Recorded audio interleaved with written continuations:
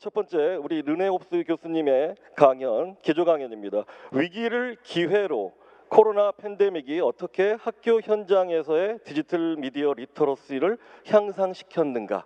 자, 기조 강연 청해 듣도록 하겠습니다. 교수님 부탁드립니다.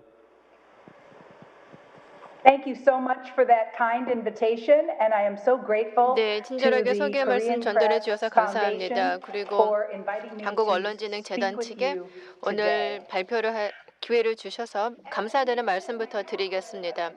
우선 제가 발표 본론에 들어가기에 앞서 제 학생 한 명을 소개하겠습니다. 산제이라는 학생인데요. 젊은 세대의 학생이죠.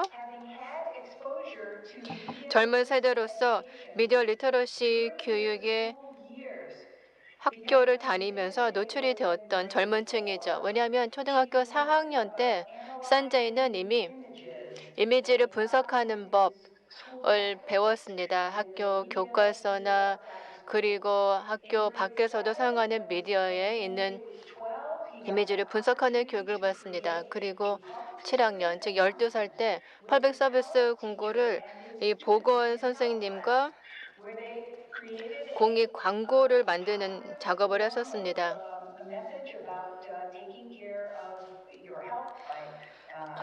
그래서 영양과 운동을 통해서 건강을 돌보는 방법에 대한 공익 광고를 도움을 받아서 함께 했습니다.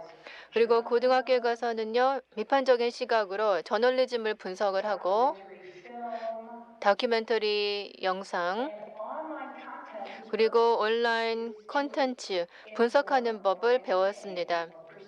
정보를 전달하거나 설득하거나 엔터테인먼트를 전달하는 콘텐츠 분석하는 일을 했습니다.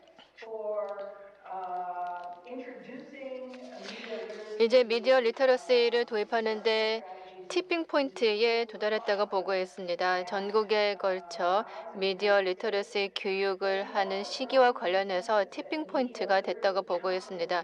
미디어 리터러시의 역량에는요, 다양한 중요한 인생에 필요한 스킬이 포함되어 있다라고 공감대가 형성이 되고 있는 것 같습니다. 예를 들면 창의성이라든지 신뢰성 분석, 협업, 논리 추론 등등 여러 가지가 포함되어 있습니다. 그리고 미디어 리터러시에는 대화, 협업, 그리고 공감 능력 등등 여러 가지를 포함하고 있습니다. 뿐만 아니라 윤리적 추론 능력도 미디어 리터러시에 있어서 굉장히 중요한 요소입니다. 이 모든 스킬은요, 문화적, 정치적, 경제적, 사회적 컨텍스트에 얼만큼 잘 이해하느냐에 따라서 좌우됩니다. 왜냐하면 어떤 활동가나 시민이 되기 위해서는 이러한 기초적인 미디어 리터러시의 역량 없이는 매우 힘든 것이기 때문입니다. 제가 온라인으로만 강의하는 수업이 있는데요. 로드아일랜드 대학교 저희 학부생들을 대상으로 온라인으로만 강의를 하고 있는데요. 중에서 한 3분의 1 정도가 초중등 때 미디어 리터러시 교육을 받았다라고 답하고 있습니다. 조세프 커네트 캘리포니아 대학교 교수님께서 연구한 결과와도 매우 유사하다고 볼 수 있습니다. 그래서 젊은 세대 중에서 미디어 리터러시 교육에 초등 내지는 중등 학교를 다니면서 미디어 리터러시 교육을 받았다라고 한 학생 비율과 매우 유사합니다. 네, 티핑 포인트에 본격적으로 들어가기보다는 아주 외곽에 있다라고 보고 있는데요. 미디어 리터러시는요, 가짜 뉴스의 문제를 해소하기 위한 노력의 일환으로 더욱더 가속화됐다고 보고 있습니다. 저는 디스인포메이션이라고 부르는 허위 정보의 확산이 전 세계적으로 퍼지고 있다라고 생각이 되는데요. 이는 여러 가지 선동이라든지 그리고 설득력 있는 모습으로 정확하지 않은 콘텐츠를 공유하도록 하는 분위기가 강제적으로 조장이 되고 있습니다. 그리고 음모론의 문화도 많이 제기가 되고 있죠. 불안감의 조성, 공포, 불신 이런 모든 인간의 감정들이 혼합이 되어서 사람들로 하여금 가장 간단한 해결책을 찾고자 하는 겁니다. 즉 이런 복잡한 현실의 문제를 남 탓으로 남에게 돌리기 위한 그런 간단한 해결책을 모두가 찾고 있는 거죠. 제가 만든 디지털 플랫폼입니다. 마인드 오버 미디어라는 것인데요. 이 동시대의 선동 콘텐츠를 분석을 하기 위한 겁니다. 왜냐하면 선생님들, 교사들이 이런 선전선동에 대해서 쉽게 학교에서 가르칠 수 있는 도구가 필요하다라고 하셨기 때문입니다. 저희 미디어 갤러리에서는요, 현 시대의 선동의 예 3,500가지를 전 세계 30개국으로부터 자료를 가지고 와서 보여드리고 있습니다. 많은 교사분들께서 이런 사례를 가지고 오셔서 업로딩을 해서 서로 교차 분석이 가능하게 되었습니다. 예를 들면 다양한 주제들이 공공의 영역과 관련해서 어떻게 선전이 이루어지고 있는지를 보고 있는 겁니다. Mind over Media Propaganda Education in a Digital Age라는 새 책이 웹사이트에 지금 퍼블리시가 되었습니다. 이 책에서는요, 이런 선동 교육을 미디어 리터러시에 포함을 시켜서 온라인 환경에서 전적으로 실행하는 것에 대한 내용을 다루고 있습니다. 그 점에 대해서 제가 오늘 또 부연 설명드릴 거고요. 2020년 3월 14일에 이런 일이 있었습니다. 뉴욕타임즈에서 이런 비상사태를 선포를 했었죠. 그리고 미국의 7,500만 명의 학생들이 학교에 가지 못하는 등교 중단 상태가 되었습니다. 이러면서 이제 교수와 학습의 문제가 불거지기 시작했습니다. 뉴욕타임즈의 헤드라인 기사입니다. 그래서 관련 지도자들이 함께 모였습니다. 어디에 모였을까요? 줌으로 모였습니다. 그래서 줌 상에서 저희가 많은 회의를 했었는데요. 우리 지역사회에서의 교수자, 교육자들의 어떻게 훈련을 시켜서 어떤 연수를 통해서 앞으로 있을 이런 교육 위기 상황에 어떻게 대처를 할 수 있을지에 대한 얘기를 했습니다. 대면 교실 학습에서 전적으로 가정에서 온라인으로 가르치는 법에 대해서 얘기를 했습니다. 그래서 1년의 줌 미팅을 했습니다.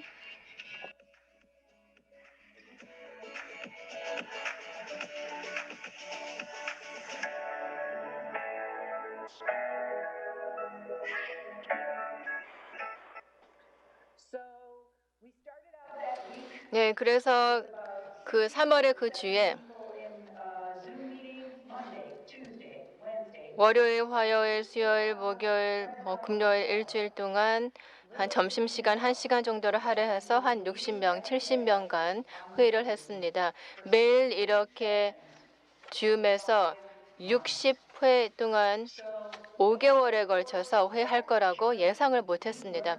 이러한 여정을 거치면서 교사들로부터 저희가 배운 것도 많았습니다. 선생님들이 필요한 것이 무엇인지, 교실에서 미디어 리터러시를 가르치기 위해서 무엇이 필요한지, 온라인 환경에서 어떻게 해야 되는 것인지에 대한 문제점을 많이 얘기해 주었습니다. 이런 위기는 진짜다. 라고 강조하셨고 오해의 우려가 있다라고 하셨고요. 디지털 정체성을 가지고 학생들을 가르치고 소통을 해야 되는 것에 대해서 우려를 했습니다. 디지털 미디어를 통해서 표현을 하면서 오해를 유발할 수 있다라는 것에 대해서 많이들 걱정하셨습니다. 그래서 이러한 디지털 도구도 어떻게 관리할 것인지 굉장히 부담스러울 수가 있는 겁니다.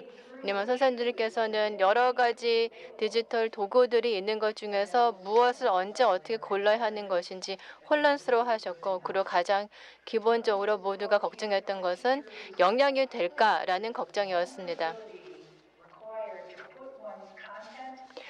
컨텐츠는 전 세계가 볼 수 있게끔 올라가게 되는 것인데 그 점이 매우 공포스럽다. 내가 똑똑하지 않고 잘 가르치지 않고 중요한 내용을 전달하지 못하면 어떡하냐 걱정을 많이 하시더군요. 그래서 이런 선생님들의 공포의 감정 많이 느꼈고요.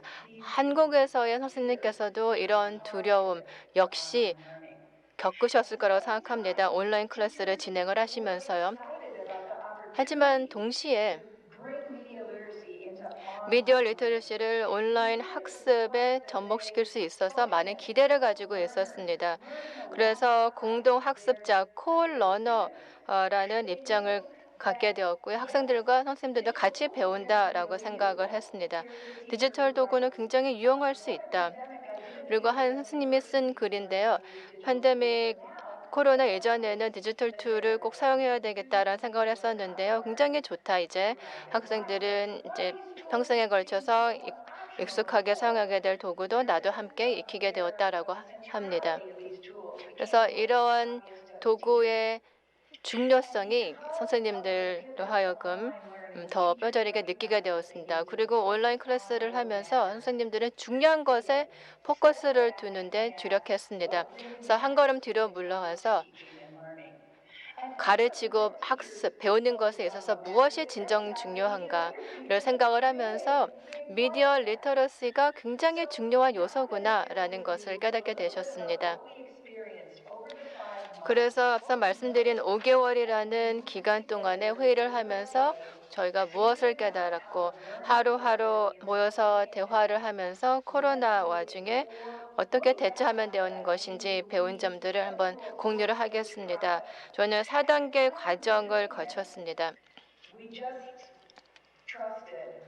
이런 과정에서 우리 본능에 충실했고 선생님들과 함께 협업을 하면서 저절로 패턴이 자연스럽게 생겨났습니다. 저 이렇게 했습니다. 그래서 그 첫 주 아니면 둘째 주도 이렇게 모여서 저의 감정에 대해서 공유했습니다. 우리 경험과 스토리를 서로 나누었고요. 이렇게 공유를 하면서 신뢰와 상호 존중이 온라인상에서 어떻게 지켜져야 되는 것인지 이 코로나의 새로운 현실에 적응하면서 중요하다는 것을 알게 되었습니다. 그리고 자신을 어떻게 표현할 것인가 온라인상에서 이런 것에 대한 것, 뭐 내 머리 신경 쓰냐, 내 코트나 내 배경은 어떤가 의식을 하기 마련인데요. 이런 여러 가지 불안 요소, 자기가 보여지는 모습 이런 것에 대한 우려를 서로 많이 공유를 했습니다. 하지만 시간이 지나면서 신경을 덜 쓰게 됐습니다. 그러면 서로 존중을 하고 믿고 안전하다 이런 안심할 수 있는 감정이 싹트기 시작했습니다. 그리고 제 2단계에서는요, 좀 사회적인 규범을 만들어서 그룹 소통을 했습니다. 생산적인 대화를 하는 법을 익히고요. 그리고 모든 참가자가 뭔가 기여를 하고 그리고 그룹에 어떤 책임감을 주도록 하는 겁니다. 지금 이 줌을 활용하는 것처럼 이 줌 같은 경우는 아이디어를 사람들한테 강제로 밀쳐주는 푸시하는 것이 있는데 사실 도움이 될 수는 있을지 모르겠지만 가르치는 것도 아니고 배우는 것도 아닙니다. 그래서 온라인상에서 생산적으로 대화하는 법을 알리고 그리고 말하는 법 그리고 경청하는 법에 대해서도 연습을 할 수 있는 기회였습니다. 그리고 미디어 리터러시의 가장 심장이다라고 할 수 있는 부분이 이것인데요. 학습하는 활동을 함께 공유하고 그리고 교육 자료를 공유했습니다. 온라인 환경에서 서로 나눴던 것이죠. 이게 가능했던 것은요. 이 그룹이 프로그램을 책임지고 그냥 진행을 하게 되었습니다. 세라 같은 경우는 그저께 제 학생들과 함께 한 거 한번 보여드릴까요? 또 배선이는 저 2학년 학생들과 같이 이런 거 했습니다라고 서로 자신의 경험을 공유했습니다. 그래서 매일매일 처음으로 학생들과 시도했던 것들을 저희 줌 회의를 통해서 공유하면서 이런 과정을 거치면서 선생님들이 비판적 추론 그리고 멀티미디어 쓰기 능력을 온라인 클래스라는 환경 안에서 어떻게 진행을 하고 있었는지 말씀해 주시고 있습니다. 이 모든 것들은 줌에서만 일어날 수 있는 것이 아닙니다. 그래서 저희는 줌이라고 하지 않고요. 실시간 학습이라고 이름을 바꿨습니다. 그래서 동시에 일어나고 있기 때문에 그런 거죠. 지금 이렇게 실시간으로 하고 있는 것처럼요. 여러분들은 한국에 계시고 저는 미국 로드 아일랜드 주에 있죠. 근데 하지만 동시간대에 하고 있는 겁니다. 이 배움이라는 것은 학습은 온라인에 있어서 굉장히 중요한 부분이 됩니다. 실시간 학습 그리고 비실시간 학습, 수시 학습에 대한 개념을 많이 얘기를 했었고요. 학생들이 함께 모여서 배우긴 하지만 줌 챗이 아니라 철저하게 동시간대에 배우지 않는 그런 환경도 함께 고려하게 되었습니다. 미디어 리터러시의 교수법에 대해서 저희가 한번 실험을 해보고 학생들과도 온라인 콘택트에서 한번 해봤던 겁니다. 잡지 표지를 봤습니다. 코로나 바이러스에 대한 잡지 표지를 보여줬었는데요. 이만큼 다양합니다. 코로나 바이러스 위기를 소개하는 그림들이 이렇게 많습니다.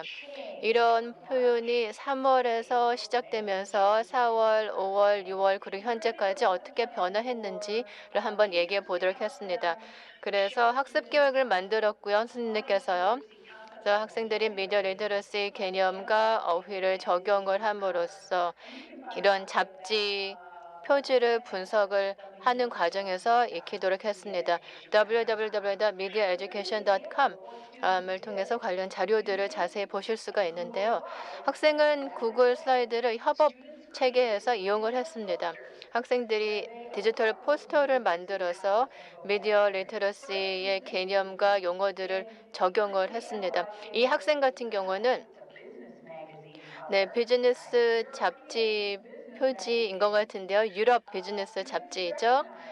그래서 학생들이 이것을 보면서 어떤 상징의 사용을 얘기했습니다. 이렇게 소행성이 떨어지는 것이 코로나 바이러스를 상징적으로 나타내는 것이다.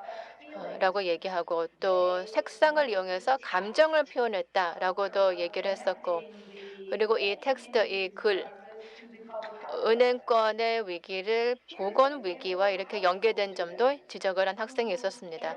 한 고등학생 같은 경우는 이 더 뉴요커 잡지의 표지를 분석을 했습니다. 굉장히 고독하고 혼자 있는 그랜드튼 센트럴 스테이션 중앙 기차역이죠. 거기서의 외로이 있는 사람의 모습을 얘기했습니다. 미디어 리터러시 개념은 컨텍스트 그리고 레프레젠테이션 표현 등의 용어를 쓰면서 설명을 했습니다. 그러면 저희 줌 미팅에서 어떤 일이 있었는지 예로 보여드리죠. Give me a thumbs up if you can actually see that screen. Okay, it's a protocol for image analysis. And it's really just a way for us to talk. We're going to engage in 2 steps. Step 1, I'd like you to work in your small group with each participant to talk aloud or write by completing 4 sentences. We're talking about this image here on the screen, which I guess you probably have not seen before. So the first sentence completion activity is I see. Then this image makes me feel adjective because explanation. I wonder, complete the sentence, I would like to learn more about, right? So first, you'll spend some minutes letting each participant interpret and analyze the picture. Then you will annotate the image in some way to give new meaning that reflects some of the ideas. So there's group 1, you have a kind of blank page. We're using the Google Slides. I'm sharing my screen with you now. There's the link. Anyone with the link can edit. I'm putting the link in the chat room. Okay, we're back. Okay, so 네. 전부 다 보여드릴 수는 없고요. 그리고 또 굉장히 흥미로운 토론이 이어졌는데 다 보여드릴 수는 없습니다. 그런데 여기서 분명한 것은 사람들이 이런 식으로 정치적인 그 일러스트를 보면서 이것을 어떻게 해석하는지는 사람들이 배경 지식 그리고 자신의 경험에 따라서 다 달랐다라는 것입니다. 이 조별 토론에서 이 조는요. 여기에 있는 그 동물, 이 몬스터가 백신이냐 아니면은 T냐, 그러니까 이 차냐, 뭐 이런 것을 가지고 토론을 했습니다. 그러다가 이런 식으로 이렇게 생각을 하면서 해시태그가 선택권이 있는지를 보게 되었습니다. 오스타도노마라는 것이 이 해시태그였는데 오스타도노마가 무엇인지를 검색해봤더니 크로에션이라는 것이죠. Stay home, 집에 있어라. 자가격리의 크로아시아어라는 것을 알게 되었습니다. 그러니까 전 세계의 모든 사람들이 모든 문화권이 다 자기 나름대로 이 코로나 바이러스에 대응을 하면서 자가격리를 강조하고 있다라는 것을 깨닫게 되었다라는 것입니다. 그리고 또 다른 우리가 겪었던 현상입니다. 이런 줌 회의의 이 프로그램의 끝에 가서는 우리가 스스로를 공동체로 인식하기 시작했습니다. 그러면서 타인에 대한 서로에 대한 관심과 책임을 느끼면서 서로 상호 연결이 되어 있다라는 것을 느끼게 되었다라는 것입니다. 왜냐하면 사람들이 미디어를 함께 창조했기 때문입니다. 그러니까 이 프로그램의 마지막 2개월 동안은 팟캐스트, 비디오, 그다음에 패러디, 노래, 그리고 웹사이트도 다 만들었습니다. 함께 만들고 또 물론 교과 과정의 그 커리큘럼 교재도 같이 만들었습니다. 이것은 하나의 예인데요. 아주 훌륭한 예입니다. bestonlinemeetings.com이라는 웹사이트를 만들었습니다. 이렇게 온라인 상의 회의를 훌륭하게 만들고 주최하는 그 방법을 익힌 다음에 그것을 이제 공유를 하기 시작했던 것이죠. 이런 웹사이트를 통해서 자신의 통찰력과 또 경험을 공유했습니다. 그리고 이런 것도 만들었습니다. 믿어지지 않죠? 쿡북을 만들었습니다. 그러니까 요리책을 함께 제작을 했다라는 것입니다. 그러니까 서로 상호 연결돼 있고 안정감을 느끼는 것을 이런 식으로 표현했다는 것이죠. 그래서 우리가 연구자로서 이 프로그램의 임팩트를 분석해 봤는데요. 이 프로그램에 참가한 사람들이 배운 것을 가지고 교수법을 개발을 했고요. 그리고 디지털 툴에 대한 그런 그 친숙도가 더 올라갔고요. 자신감이 올라갔고요. 대조군에 비해서 보면은 얼마나 잘 적응하고 있는가 자기 평가를 해달라라는 그런 질문에 있어서 이 대조군에 비해서 이 프로그램에 참여한 이 선생님들이 훨씬 더 점수가 높았습니다. 그러니까 이 프로그램을 통해서 굉장히 많은 영향을 받았고 또 도움을 받았다라는 것이죠. 그리고 마지막으로 이 부분을 지적하면서 마치도록 하겠습니다.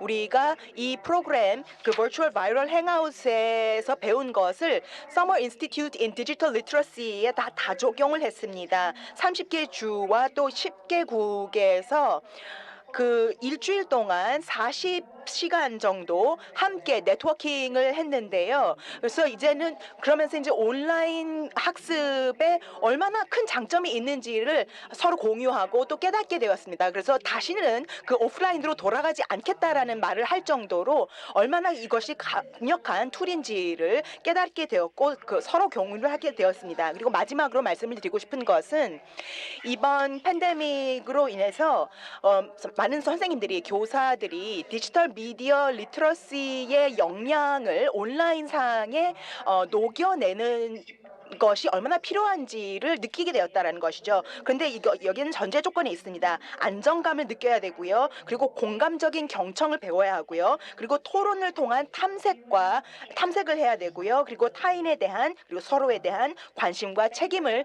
느낄 수 있는 그런 과정이 되어야 한다는 것입니다. 이렇게 초대해 주셔서 정말 흥미로운 컨퍼런스에 참여할 수 있게 되어서 정말 깊게 생각하고요. 감사드립니다. 네, 홉스 교수님 기조 강연 감사합니다. 저희들이 많은 기대를 했었는데 역시 저희들의 기대를 저버리지 않고 훌륭한 강연 해주셔서 정말 감사드리고요. 자, 전체적으로 이렇게 왜 홉스 교수님께서 위기를 기회로라는 이야기를 하셨는지 알겠습니다. 지금 발표해 주신 내용 중에 교사들이 5개월 동안 60회를 이어가며 학습을 위한 아이들을 가르치기 위한 디지털 역량을 강화해 나가는 이런 실험이 과연 이 코비드 위기 상황이 아니었다면 이루어질 수 있었을까라는 생각을 하게 됩니다. 오히려 코로나 상황이 와서 교사들이 온라인으로 이렇게 모여가지고 새로운 실험과 역량을 강화해 나가는 작업을 가능했다라는 생각이 듭니다. 감정적인 대응부터 시작을 해서요. 결국은 무엇보다도 최종 결과물이 이분들이 5개월 동안 서로 정보들을 공유해 가면서 팟캐스트나 비디오 그리고 웹사이트까지 최종 결과물을 또 만들어냈다는 것이 무엇보다도 놀랍습니다. 단순히 미디어를 읽고 해석하는 선을 넘어서서 무엇보다도 함께 만들어가는 것이 가장 리터러시 역량을 올리는 길이 아닌가 싶은데 바로 교사분들이 그 현장에 참여했다라는 점에서 참 뜻깊은 것 같습니다. 코로나가 오면서 지금 대부분의 한국의 대학들에서도 이제 온라인으로 강의가 이루어지고 있는데 아마 가장 당혹스러웠던 것들이 학생이나 학부모님보다 교사나 교수들이 아닐까라는 생각이 듭니다. 저도 대학 현장에서 뭐 20년 넘게 강의를 해왔지만 언제나 강의실이라는 곳에서 학생들의 얼굴을 마주하고 강의를 해왔는데 어느 날 갑자기 그럴 수가 없게 된 거죠. 그래서 이제 줌이라는 기구를 또 뭐 다른 툴들을 통해서 결국 학생들을 만나는데 처음에는 이게 너무 어색하고 내가 제대로 하고 있는 건지 이게 강의라는 건지 무척 혼란스러웠습니다. 근데 그 이전의 강의와 제가 가장 달라진 게 있다면 제가 하고 나서 다른 교수들과 나의 얘기를 서로 나누고 있더라는 거죠. 예전에는 강의를 하면 강의실에서는 제가 강의하고 학생들과 교류하고 그게 전부였는데 온라인 상황으로 바뀌면서 제가 제 경험 이런 거 해보니까 좋더라, 이런 툴 써보니까 좋더라라는 이야기를 다른 교수한테 저도 하고 있고요. 또 다른 교수님들도 자연스럽게 자기의 경험을 공유하는 이런 현상이 가장 큰 변화가 아닌가라는 생각이 들었습니다. 그래서 학생들에게 올바른 보다 효율적인 강의를 하기 위해서는 결국 교수들이 직접 이런 경험을 통해서 역량을 강화시키는 것, 정보를 공유하는 것이 중요하다라는 생각을 다시 해보게 되네요. 홉스 교수님 지금 이제 그 교사들 입장에서 교사들이 굉장히 이렇게 우리가 실습을 해보면서 우리 스스로 역량이 강화됐다라고 느꼈는데 학생들의 입장에서는 어떤가요? 혹시 그 실험을 진행하면서 저는 한 편의 논문을 읽는 듯한 잘 쓰여진 논문을 읽는 듯한 그런 느낌이었는데요. 학생들의 입장도 한번 만족도나 뭐 이런 걸 한번 측정해 보셨는지 궁금합니다.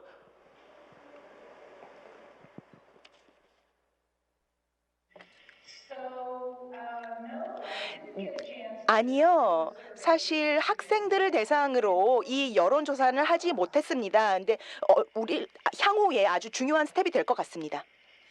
네,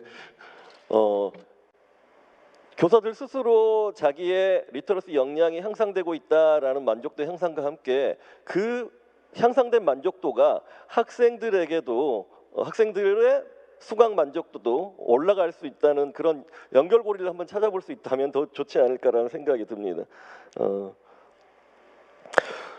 교수님, 우리 그 재밌는 게 3분의 1의 학생이 미국에서 이제 대학 때 그 전에 미디어 리터러시를 교육을 접했다라고 답했는데 제가 카이스트에서 MBA 학생들을 가르치면서 미디어 리터러시를 소개했을 때 3분의 1의 학생들이 미디어 리터러시라는 말을 처음 들어봤다라는 반응을 보여서 제가 깜짝 놀랐습니다. 그만큼 저희들은 어린 시절부터 좀 교육이 안 이루어지고 있는 현실이구나라는 생각을 했었는데요. 물론 지금은 저희들이 열심히 미디어 리터러시를 시작하는 교육을 낮추고는 있는데요.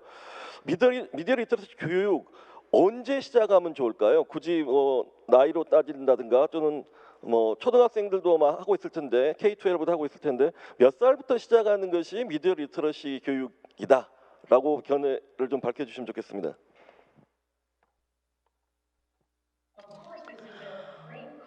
아주 훌륭한 질문인 것 같은데요. 답은 부모님이 가정에서 유치원생들을 대상으로 먼저 해야 된다는 것입니다. 자녀들을 위해서요. 그리고 어렵지 않습니다. 이렇게 핸드폰이 있습니다. 그리고 핸드폰으로 사진을 찍었습니다. 어떤 피사체를 향해서 사진을 찍었습니다. 그래서 이것을 어떻게 상영을 하거나 투영을 하면은 그러면은 아장아장 걸어다니는 어린이도 이 사진이라는 매체의 기능을 이해하게 됩니다. 모든 것 이런 식의 매체는 이 시각이 있고 또 목표가 있고 또 이것을 만들어낸 창조자가 있다라는 것을 알게 된다라는 것이죠. 그렇기 때문에 가정에서 시작하는 것이 가장 좋습니다. 네. 3세에서 5세요. 3세에서 5세부터 시작하는 것이 좋다라고 말씀을 주셨는데 저도 지금 제 딸이 뭐 이제 9살인데 이 디지털 기기에 노출되는 게 정말 빨라지는 것 같습니다. 저희들이 디지털 네이티브라고 하는데 제가 돌이켜 보면 제 딸이 이미 3살 때부터 디지털 기기를 손대기 시작했던 것 같습니다. 자연적으로 접촉을 하게 되는데요. 그때마다 안타까운 게 이걸 이대로 놔둬도 되는지 어떻게 해야 되는지 굉장히 주저하게 됐는데요. 때로는 이게 그냥 아이들에게 부모님들이 아이들에게 그냥 기기를 맡겨놓고 이런 경우가 있는데 적극적인 부모들의 개입이 필요한 것이 아닌가라는 생각이 듭니다. 연장선상에서 한 가지 더 질문을 드리자면 이렇게 온라인으로 교육이 전환되면서 새로운 교육의 기회가 생겼잖아요. 아까 우리 교사분들도 새롭게 공유하고 경험하고 이런 기회도 되는데 한편으로는 온라인으로 되면서 오히려 부모의 개입이 부모의 지도가 자연스럽게 이루어지기 어려운 취약계층들의 어린이들과 학생들이 있지 않습니까? 그래서 오히려 어떤 경제적인 이유로 취약계층에서 소외되거나 방치되는 어린이들이 있을 것 같다라는 생각이 듭니다. 그래서 이러한 온라인 이용 환경에서 부모의 보살핌이 상대적으로 열악해서 이런 문제가 생길 수 있을 것 같은데 이 부분에 대한 의견은 어떠신지 어떤 해결책이 있는지 궁금합니다.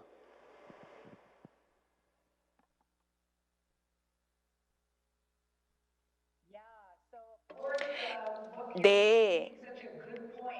굉장히 중요한 점을 지적해 주셨는데요. 저널리스트로서 미디어 리터러시 기능을 기자로서 당연히 부모이지만 미디어 프로페셔널로서 이 아이들에게 그런 미디어 리터러시를 자기도 모르게 이렇게 전수하고 있습니다. 그런데 그런 전문성이 없는 그런 부모들도 이런 것을 배울 수 있는 기회가 필요합니다. 지금 미국에서도 고무적인 일이 있는데요. 공공 도서관에서 성인들을 대상으로 미디어 리터러시 교육 프로그램을 제공을 하고 있습니다. The Library Screen Scene이라는 책에서 제가 이런 현상을 썼습니다. 공공도서관과 또 학계가 그 연계를 해서 이런 식으로 그 성인들이 미디어 리터러시 능력을 강화할 수 있도록 기회를 제공하고 있습니다. 이렇게 이 성인들이 그런 미디어 리터러시를 가지고 있어야지 자녀들에게 전수를 할 수가 있겠죠. 그런데 이 부모들도 대부분 미디어를 통해서 미디어 리터러시를 배우거든요. 그래서 미디어 산업에 대한 그런 기자들의 보도가 미디어 리터러시를 강화하는 데 도움이 될 수 있다는 것입니다. 그러니까 기자들도 할 수 있는 역할이 있다는 거죠. 네, 사실 미디어 리터러시 향상을 위해서는 모든 주체들이 결국은 함께 할 수밖에 없는 것 같습니다. 그리고 부모의 역할도 있는 것 같고요. 교사의 역할도 있는 것 같고요. 우리 홉스 교수님처럼 이 교사들을 또 묶어서 교육시키는 역할도 필요한 것 같고요. 그리고 역시 저널리스트들의 역할도 필요한 것 같고, 근데 이 빈부격차의 문제는 저희들이 계속 함께 고민해 나가야 될 문제가 아닌가 싶습니다. 단순하게 기기에 대한 액세스 자체도 문제가 될 수 있는 것 같고요. 그리고 부모들이 좀 개입하고 싶어도 부모 스스로가 시간이 없어서 개입하지 못하는 경우, 그리고 지식이 없어서 못하는 경우도 있는 경우요. 근데 이제 홉슨 교수님 말씀처럼 미국에서는 공공도서관을 중심으로 이렇게 부모들에게 교육의 기회를 제공하고 있는, 그래서 저희들도 역시 적극적으로 지역 커뮤니티나 도서관에서 고려해 나가고 준비해 나가야 될 일이 아닌가 싶습니다. 홉스 교수님, 이게 지금 프로포간다도 많이 말씀해 주셨고 직접 한 3,500개의 사례를 모아가지고 교육용으로 제공해주고 있다는 것도 굉장히 인상적인 대목이었는데요. 사실 이제 미국 대선이 얼마 안 남았습니다. 그만큼 또 미국에서 말하는 그런 그 허위 정보들, 가짜 뉴스들이 난무하고 있는데 지금 상황에서 미디어 리터러시의 전문 교육가로서 연구자로서 이러한 문제에 대응하기 위해서 어떠한 노력이 필요하고 실제로는 또 우리 미디어 에듀케이션 랩이나 교수님께서는 어떤 활동을 하고 계신지 궁금합니다.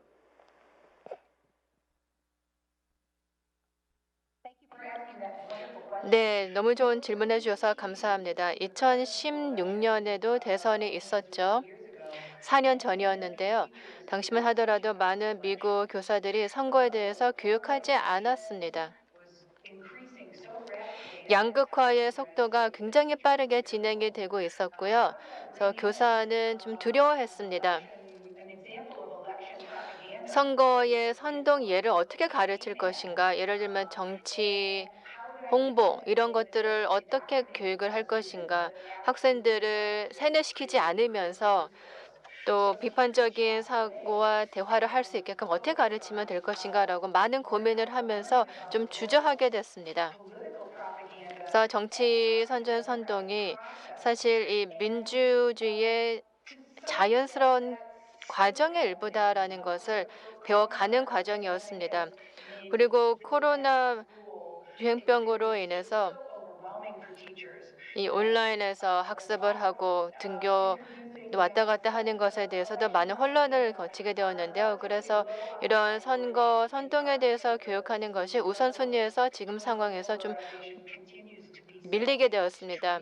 왜냐하면 양극화가 현재 미국에서도 굉장히 심해졌거든요. 어쨌든 그 시민 교육자의 한 세대에서 논란거리가 될 수 있는 주제에 대해서 다루는 것, 저도 굉장히 민감하게 생각하는 교수법들이 얘기를 하고 있습니다. Black Lives Matter라든지 아니면 여러 가지 연방 조치에 대해서 정치 선동을 어떻게 다룰 것인가에 대해서 고민을 하고 있습니다. 그리고 뉴스에서 여러 가지 활동들이 행동들이 보이고 있는데요. 미디어 리터러시 프로그램의 일환으로 정치 뉴스를 많이 활용하고 있습니다. 그래서 뉴스와 언론 보도를 미디어 리터러시 활용을 하고 있고요. 왜냐하면 매일매일 헤드라인에 이런 논란거리가 되고 있는 이슈들, 사건들이 나오기 마련이죠. 그래서 선생님들께서는 매우 생산적인 방법으로 상호 존중을 하면서 흥미진진한 대화를 유도를 하고 이를 통해서 학생들로 하여금 스스로의 가치관, 가치 판단 이런 것들에 대해서 생각을 해보게끔 만들고 그리고 이런 미디어 리터러시를 통해서 적절한 교수법을 함으로써 학생들이 자신의 가치, 자신의 믿음, 우리가 지향하는 목표점, 우리가 나아갈 지역사회로서 국가로서 세계로서 나아갈 방향에 대해서 고민해주는 계기가 됩니다.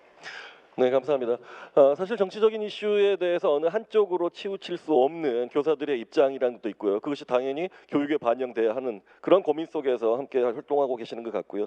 지금 사실 그 우리 홉스 교수님의 강연 중에 유튜브에 지금 질문들이 계속 올라오고 있습니다. 그만큼 관심도가 높은 것 같고요.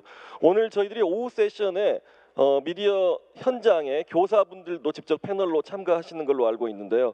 아마 그런 쪽에서 많은 질문들과 궁금증이 가진 것 같습니다. 아까 그 5개월 동안 실험을 하셨다고 하셨는데 그 많은 다양한 교사분들은 어떻게 모으셨는지 현실적으로 그것도 좀 알려주시고요. 그리고 그 온라인 교사 그 공동체가 일시적으로 그때 5개월 동안 교육을 하고 끝난 건지 계속 활동하고 있는 건지 이것도 좀 답변해 주시면 고맙겠습니다.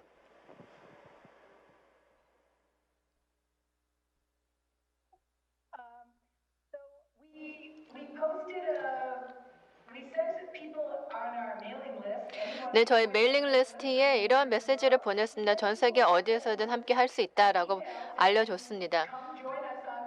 그래서 줌에 함께 하자 여기 클릭을 하면 된다라고 메시지를 보냈더니 다 회의에 참석을 했습니다. 매일매일 자발적으로 줌 회의에 참가를 했습니다. 이렇게 이메일을 보내고 나니까요. 주간 웨비나를 합니다. 이제 일일 단위는 없고요. 너무 스케줄이 바쁘다 보니까요. 그래서 주 1회 웨비나를 개최를 해서 전 세계 어디에 계시든 1시간 동안 줌을 통해서 대화를 할 수 있게끔 하고 있습니다. 저희가 만든 프로토콜에 따라서 버추얼리 바이럴 행아웃에 함께 할 수 있는 기회가 있는 것입니다. 이 많은 스님께서 함께 모인 이유는요 아마 이러지 않을까요? 얼마나 이상합니까? 제가 지금 제 집에 있습니다. 제가 편안하게 쉬고 있는 공간입니다. 제가 가장 나답게 행동할 수 있는 공간인데요. 그리고 여러분들은 저기 계시죠. 뭐 집은 아니지만요 지금. 어쨌든 많은 분들이 지금 집에 계실 텐데요.